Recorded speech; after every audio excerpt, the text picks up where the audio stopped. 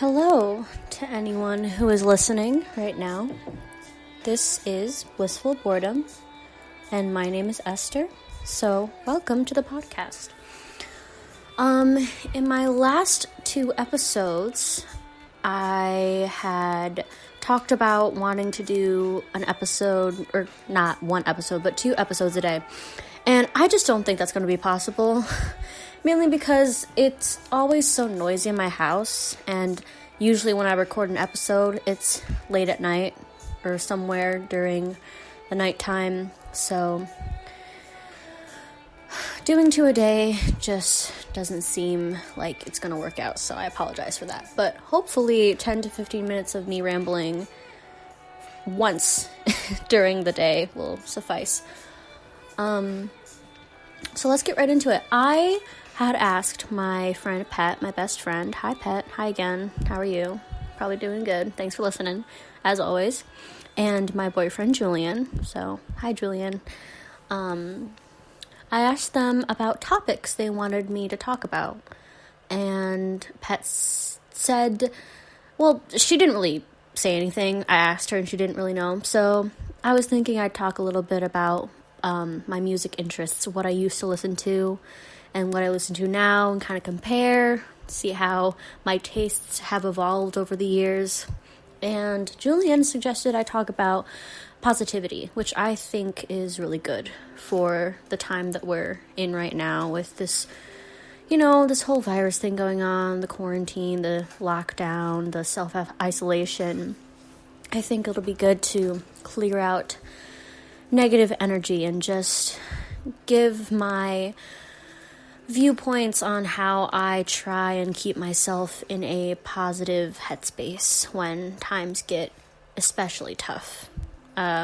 Which honestly, today wasn't a very good day for me. I woke up with my period, which always sucks. And I don't know, it was just a slow, emotional, moody day.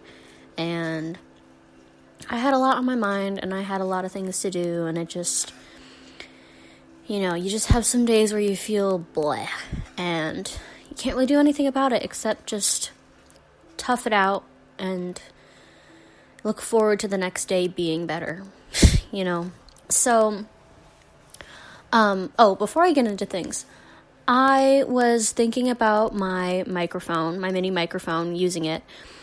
And I decided, I don't think I'm going to, because I love the music in the background, and I don't know if it'll cut out that music. Again, I could always test it, give the microphone a test run before I actually post another episode, but I don't know, I kind of like how things have been with the 2 episodes that I've made so far, including this one is my 3rd. So I think we're gonna hold off on that mini microphone. I think things are going okay without it. So, and also, sorry, I keep pausing and starting and stopping because, again, I can't stick to one topic. I just have to go all over the place when I talk. But that's what this podcast is about, right? Just having fun, talking about random crap the whole way through. I also don't want to use the microphone because I feel like it'll be, really ASMR-y, and, don't get me wrong, personally, I like ASMR. I like listening to specific kinds. I know that may be weird for some people, but I don't know. It's just a personal preference. I think it's relaxing to watch sometimes, but for people that don't like to listen to it, I don't want my mouth to be smacking all up in your ears. I don't want to have some heavy breathing, in this audio. I feel like it'll just be weird, so let's just refrain from that. Okay, so the first thing I do want to talk about is the bands and the type of music that I used to listen to. So, starting out when I was little, I was introduced to only the genre of country music. Now, when I was little, like I have said in my 2nd episode, or my 1st, I don't really remember. I think it was my 1st one. But I mentioned that when I was little, I spent a lot of time with my grandparents. I feel like I basically lived with them when I was little, right? And whenever I'd ride in the car with them, we'd always listen to country music. And it'd always be on the same, radio station called WYRK. Now, I don't listen to country music anymore because obviously, if I did, I don't think I'd be talking about the evolution of my music interests if I was still listening to country music to this day, because I'm not. It's not my forte anymore, but it's a nice memory that I have, because when I was little, I was introduced to the country music genre first, and I'd always listen to WYRK with my grandparents in the car when we'd go somewhere. And I loved listening to Carrie Underwood and Kelly Clarkson and Taylor Swift when she was a country singer, before she became all pop and that, right? I honestly think, again, I don't like country music all that much anymore, but I feel like she sounded better and her songs were lyrically better as a country singer, but that's just my opinion. Again, whatever. But anyways, I would listen to all this country music, and I feel that country music has a sort of, catchiness to it, as a lot of genres of music would, to grab people and pull attention from their ears to listen to that type of music. But when I was little, I'd listen to people like Carrie Underwood, Kelly Clarkson, Taylor Swift, Rascal Flatts, all that. Yeah, the band Perry, and I just didn't really know any other genres of music besides country, because that was the first and only genre I was introduced to. As I got older, though, I realized that pop was a thing, and I would listen to stations like 98.5, KISS, and 102.5 Star, and 101.1, and 99.9. These are all, like, pop radio channels. And for some reason, I'd be really good at memorizing the numbers of channels. So I'd be switching to so many different channels at so many different times. If an ad ever popped up, a commercial break ever popped up on the channel, I'd just switch it over, No, but I got into pop music, and I constantly listened to the radio whenever I was in the car, even when I was sitting at home, because I have a stereo in my room. I'd turn on the radio and I just listen to pop music. And a lot of the commonly well-known artists would be on there, like Ariana Grande, Justin Bieber, Selena Gomez, all them, whatever. So I didn't really specifically listen to them, but they were on, the pop channel on the radio, so I listened to them, and that'd kind of be the music genre that I listened to. This all kind of happened while I was in, elementary school, early middle school. But once I started to find different and specific bands, I'd say starting around 6th grade into 7th and 8th, I discovered specific bands like Evanescence and Sleeping with Sirens, Black Veil Bride, Sleeping at Last, Paramore, Mariana's Trench. I always feel like I say their name wrong, but I love them, and I just saw a concert of them performing in Rochester recently, like in August. So, sorry, I always say their name wrong, but whatever. Excuse me, I had to clear my throat. But, I was listening to words. Hello, please work with me.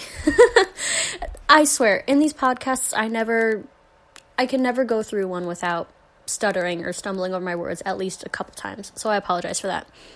Let me regather myself and start that over. At that time, listening to those types of bands were kind of like considered emo music, which is kind of dark, kind of heavy, kind of gothic. It was labeled as that. I honestly don't think that's true. I think music is music, and that's it, whatever type it is, it's music. But I would get why it would be labeled as that, because it was kind of hard rockish too.